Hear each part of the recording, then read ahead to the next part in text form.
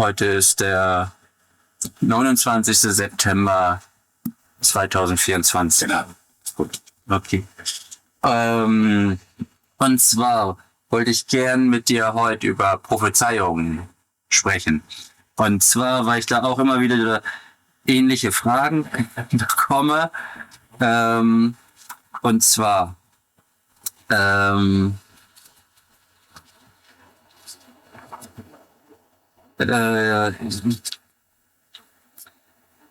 sagt im 17. Kontakt am 9. Mai 1975 macht Semjase Prophezeiungen und sagt, ich lese es nochmal hier vor auch, religiöser Wahnsinn aller Art wird bei unzähligen Schweizer Bürgern reichliche und vielfach auch tödliche Ernte halten. Ja, das ist sicher, aber das ist aber bei unzähligen, wieso liest du bei uns Schweizern? Bei unzähligen Schweizer Bürgern. Ja, du hast aber gelesen, wenn ich richtig verstanden habe, bei uns Schweizern. Also, da wundere ich mich, wieso das Semjase so etwas sagt. Nein, sie ist ja keine Schweizerin. Nein. Bei unzähligen Schweizer Bürgern reichliche und vielfach auch tödliche Ernte halten. Ja. Und dann noch der Wahn wird nicht nur durch die Sekten und Religionen, sondern auch durch die Behörden vorangetrieben werden, weil diese ein abtrünnig und unkontrollierbar werden der Masse befürchten, die zu denken beginnt und die sich gegen die Versklavung erheben könnte. Ja. Das wird cool. Ja. Also ist das nicht auf das Jahr 76 oder so, nein. Ne, sondern Das ist Zukunft. das ist Zukunft. Ja, Okay. das ist Zukunft. Alles klar. Weil sie da eben auch Prophezeiung für das nächste Jahr gemacht hatte. Und Nein, das ist Zukunft, ferne Zukunft. ja, okay. Interessant ist, dass sie es aber eben dass sie uns als versklavt ansieht. Ja. Die Menschen. Religion ist eine Versklavung. Ja. Das ist Gedankenversklavung. Das ist Glauben. Und Glauben in dem Sinn, wo eine Religion oder sonst etwas dahinter steht, wo ein Glauben erzeugen sollte, ist Versklavung von den Gedanken, von der Freiheit vom Mensch, wo er versklavt wird in Bezug auf das, was er denken soll. Oder? Es wird ihm diktiert und eine Diktation ist nichts anderes als ein Indoktrinieren. Und das Indoktrinieren ist immer eine Versklavung. Ja. Ja, das ist von alters her so. Indoktrination ist eine Versklavung. Ist eine gedankliche und eine meinungsmäßige Versklavung. Ja, und die Behörden stützen das auch dann. Richtig. Das ist ja so, von alters her. Ja. Seit die Religion besteht, seit das Christentum besteht. Und wer es nicht gemacht hat, ist hingerichtet worden. Ja. Wer nicht gespürt hat, genau das gemacht hat, was vorgeschrieben ist, was indoktriniert worden ist, der ist hingerichtet worden. Das hat sogar bis zum Hexentum hat das geführt, oder? Wo die Leute verzinkt worden sind, ihres eigene Denken beeinflusst worden ist durch das, was ihnen eingehämmert worden ist, oder? Also indoktriniert worden ist durch die Folter in der Regel, oder? Die sind so lange gefoltert worden, bis die Folterei so indoktrinativ gewirkt hat, dass sie zugegeben haben, sie sagen Hexen oder Hexerich. Und das ist nicht einfach so, das sind namhafte Hexenverfolger oder wie man denen sagt, Hexenmeisterverfolger gsi, oder? Das ist unter anderem auch der Dings, wo der Luther, der hat auch an Hexen geglaubt, oder? Und hat gemeint, die gehören von der Welt geschaffen. Die werden gefoltert werden und zugegeben werden, dass sie mit dem Teufel im Bund sind, oder? Ja. Und so weiter und so fort. Das ist Folter. Glauben Ja. ist Folter. Ja. Da kann der Mensch nicht mehr frei denken. Er ist gezwungen dazu, durch seinen Glauben, weil ihm der Glauben eingehämmert, indoktriniert wird. Oder? Ja. Als Kinder wird uns ja sozusagen der Glaube an den Weihnachtsmann auch Ja, das ist indoktriniert. indoktriniert, das Ja. ist Versklavik. Ja, was ich immer nicht nachvollziehe, oder mir fällt das schwer nachzuvollziehen, warum wir den Glauben aufgeben, so im Jugendalter, aber dieser ganze religiöse Blödsinn, der bleibt halt kleben. Ja, wenn der Mensch das nicht aufgibt, die Religion nicht aufgibt, dann glaubt er halt teilweise gleich noch daran, wenn er das und dieses und jenes aufgibt von dem blöden Scheiß Glauben. Er ist genau gleichgläubig. Wenn er das von irgendetwas behaltet, von der Religion, vom Glauben her, irgendetwas behaltet, dann ist er immer noch gläubig. Ja. Du kannst nicht nur sagen, ich bin nicht mehr gläubig, wenn du teilweise noch an das glaubst, was die blöde Religion vormacht oder vorgibt. Oder? Dann ist der Mensch gleich noch gläubig. Wie der Atheist zum Beispiel, oder? Der Atheist sagt, ich glaube nicht mehr. Er tut aber genau gleich glauben. Nur auf eine andere Art und Weise. Er ist genau gleichgläubig. Er weiß es nicht. Er geht nicht nach der Wirklichkeit. Er geht nicht nach der Wahrheit. Oder? Er lebt in Annahme hinein. Und eine Annahme ist auch wieder ein Glaube. Ja. Ja. Ja, Es ist nicht es ist- Wirklichkeit. Ja.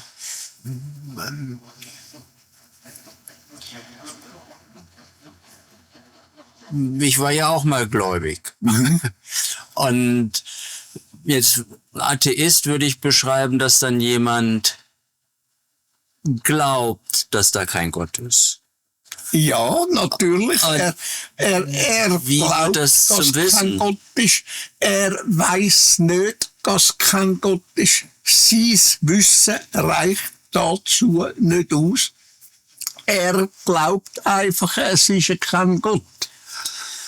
Er hat also einen Glauben. Und das, was er dann vertreten tut, in der Regel sind es nichts als Annahmen. Und Annahme ist wiederum ein Glaube. Oder? Ja.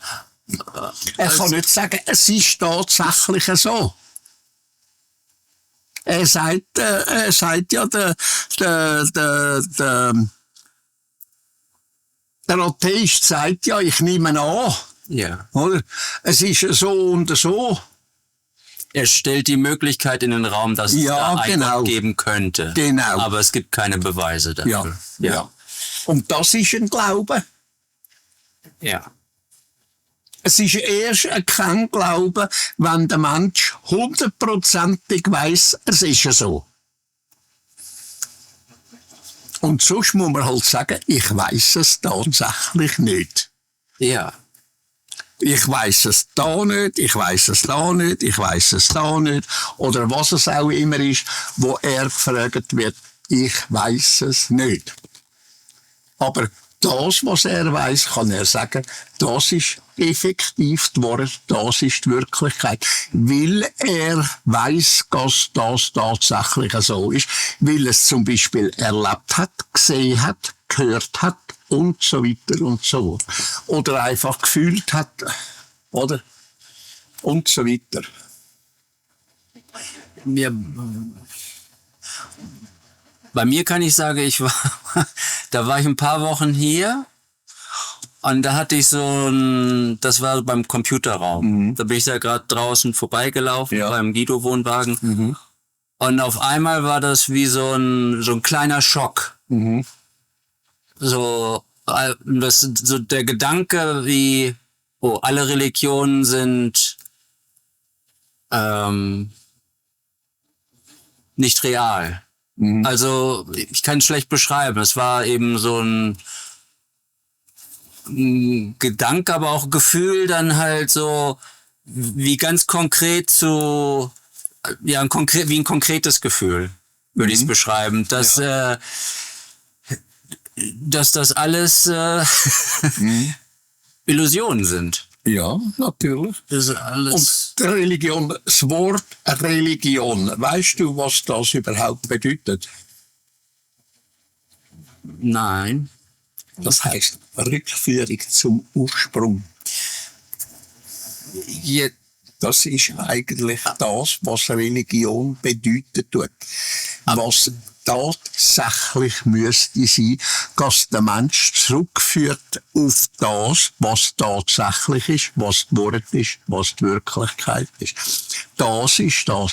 Aber bei der Religion, so wie es betrieben wird, genau das Verkehrte. Du musst glauben, was wir sagen, was dir gesagt wird und so weiter und so fort. Es führt also nicht zurück auf den Ursprung. Ja. Es führt zurück auf das, was lügenhaft gesagt und betrogen wird. Ja. Das kann ich jetzt halt von mir sagen. Ich habe auch den Eindruck, dass die KG eigentlich das Wissen hat, und dass das kein Glauben ist, der Nicht-Glauben, sondern dass die wissen, du musst mal das von der KG trennen von denen, wo von der Passivgruppe sind. Und zwar bei der KG ist es sehr weg, der hat das, dieses und jenes, hat schon das selber erlebt, hat schon selber gehört, hat schon selber, wie soll ich sagen, Erfahrung gemacht und so weiter und so fort. Sie wissen also, dass es Wahrheit ist, dass es Wirklichkeit ist, dass es nicht einfach ein Glauben ist. Ja. Ich will aber nicht bestreiten, dass das und jenes und von der Kerngruppe immer noch irgendwie einen Glauben hat an irgendetwas. Ja. Das will ich gar nicht bezweifeln. Nein. Oder auch nicht sagen, es sei so, weil es tatsächlich nicht so ist. Das stelle ich immer wieder fest, dass tatsächlich so ist, dass sie nur das glauben, dieses glauben, jenes glauben. Ja. Also vom Nicht-Glauben zum Wissen, dass das alles Illusion ist. Das muss eine Erfahrung machen. Eine persönliche Erfahrung machen, erleben, dass es tatsächlich so ist. Ja. Und erst dann kannst du sagen, ich glaube nicht mehr. Ja, ich weiß, man kann dann sagen, ich weiß, dass das Illusionen sind, oder? Ja. Okay. Ja, weißt du, es führt, der Glaube und die Wirklichkeit, die Wahrheit führt halt weiter, als dass der Mensch das durch seinen Kopf gehen lässt, durch seine Gedanken laufen lässt und wirklich schaut, was ist tatsächlich die Wahrheit, was ist tatsächlich die Wirklichkeit. Ja. Und das kannst du nur auf eine Art das Wissen bekommen, dass du es selber erleben tust. Ja. Das, dieses und jenes, was es auch immer ist. Ja, das bedarf allerdings viel Gedankenarbeit. Richtig. Richtig. Das, Da musst du können über das nachdenken, was alleine das ist, was in dir innen vorgeht, diesbezüglich auf das und dieses und jenes, wo du siehst, wo du hörst, wo du erlebst, wo du erfährst und so weiter und so fort. ja. Es ist also nicht einfach mit dem getan anzunehmen. Ja, das ist jetzt so einfach so und das kann man nicht ändern, oder? Sondern man muss es tatsächlich erleben und nicht nur erleben durch das, dass man es sieht oder hört oder gesagt bekommt, sondern man muss es erleben in sich hinein selber, oder? Ja. Und das ist die einzige Möglichkeit. Eine andere Möglichkeit gibt's gar nicht. Oder? Und wenn wir von der Schöpfung reden, dann machen sich wenige von der Kerngruppenmitglieder und der passiven Gruppe Gedanken darum, was die Schöpfung überhaupt ist. Die stellen sich eine Wesenheit darunter vor. Wie die anderen, die der Religionen anhängen, glaubenmässig sind, in dem Sinn, religionsmässig oder weltlich auch, dass da, wie bei einem imaginären Gott, dass die Schöpfung ein Wesen ist, wo existiert, außerhalb von dem, was tatsächlich existiert, was wir können wahrnehmen. Das ist nicht wahr. Nein. Die Schöpfung ist das, was die Existenz vor allem ist. Es ist die Natur, es ist jeder Grashalm, es ist jeder Baum, es ist jedes Tier, jedes Getier, es ist jeder Mensch, es ist alles, was existiert. Das ist die Schöpfung. Nicht irgendwie ein Wesen, wo irgendwo im Universum existiert. Oder im ganzen Raum von der Schöpfung existiert. Sondern es ist das selber, was existent ist. Oder? Das ist eigentlich die Schöpfung. Ja, alles, was existiert. Alles, was existiert, Ja. das ist gesamthaft, sagt man einfach Schöpfung. Ja. Da gehört jede Mikrobe dazu, da gehört, was noch kleiner ist, winziger ist als jede winzigste Mikrobe. Das ist jedes Moos, jeder Grashalm, jede Blume, jeder Baum und alles zusammen. Die Atmosphäre, die wir atmen, oder was heisst, wir sagen Sauerstoffatmer, wo ein Lug ist, oder? Ja. Und das Klima und alles das ist gesamthaft einfach die Schöpfung. Oder? Ja. Nicht ein Wesen für sich, wo für sich allein ist, wo alles geschaffen hat. Oder? Sondern es ist gesamthaft alles die Schöpfung. Ja, so. Die Existenz. Und das ist auch die Energie von allem zusammen. Kraft, alles. Ja, das leuchtet mir schon ein. Also es ist nur für mich nicht vorstellbar, diese enorme Kraft, die das alles antreibt. Ja, Das ist halt Schöpfungsenergie. Ja. Wir sagen einfach Schöpfungsenergie. Wir sind so primitiv mit unseren Worten, die wir haben. Wir können das nur als Schöpfungsenergie können wir das definieren. Was die wirklich ist, wie die wirklich funktioniert in sich selber. Das wissen wir nicht. Wir wissen, wie sie funktioniert nach außen. Ja. Wo sie alles beleben. Ja. Wo sie allem Kraft gibt.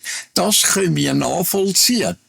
Ja. Aber unser Intelligentum, das Intelligentum, das ist so klein, dass wir nicht können erfassen, was die Energie überhaupt ist. Wie die alleine in sich selber funktioniert, dass sie funktioniert und so weiter und so fort. Da ist unser Intelligentum viel zu klein, dass wir das begreifen können. Ja. Oder? Ja, allein Geisttelepathie, das eben, oder Schöpfungsenergie in Nullzeit sozusagen durchs gesamte Universum Genau. reisen kann.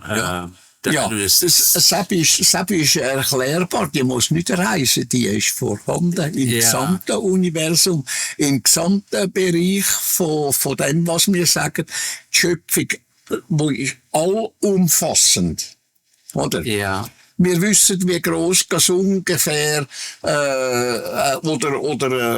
wie das Universum gebildet ist, als fast wie ein Ei. Es ist keine Kugel, es ist fast eiförmig, oder? Und es birgt in sich Energie für 7 Universen, wo die Energie genau gleich ist im einen Universum wie im anderen Universum. Es ist einheitlich, oder?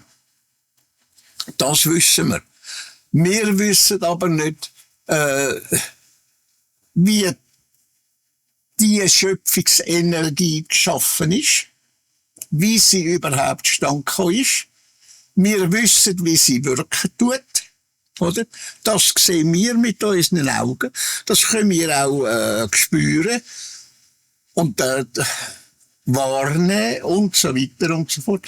Wir wissen aber nicht, wie die Energie entsteht. Ja. Und die tut sich ja erweitern.